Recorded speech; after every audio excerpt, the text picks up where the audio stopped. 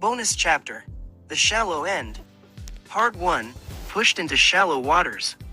It was one of those hot summer days when the pool called everybody out. Me, my brother, and my cousin were already in the water, out in the deep end. That's where we belonged. We weren't just splashing around, we were swimming, moving, alive.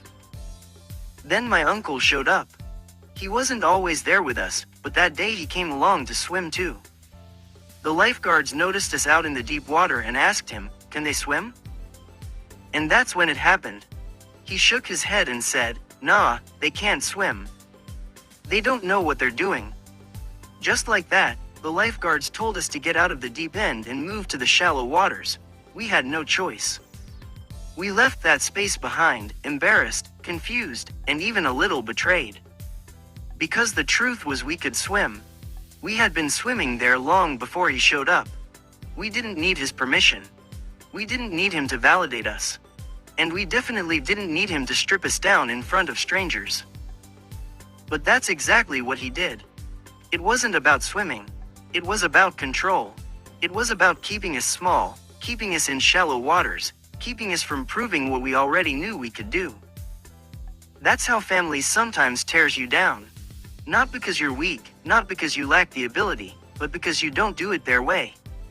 My uncle grew up in the 50s and 60s, with his own style, his own approach.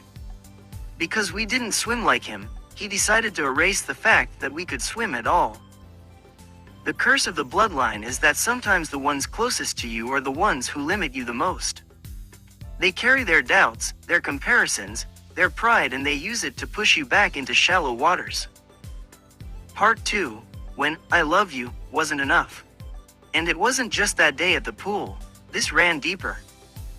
There were years of pain and hurt. Years of being taken from, food gone missing, money stolen, moments robbed, all because of the grip drugs and alcohol had on them. Addiction stole their peace, and it stole ours too. So later in life, when one of them would look at me and say, "I love you," I couldn't say it back. I might have given a little smart remark, brushed it off, but the words couldn't come out. Not because I didn't want love in my life, but because the hurt had built up so much.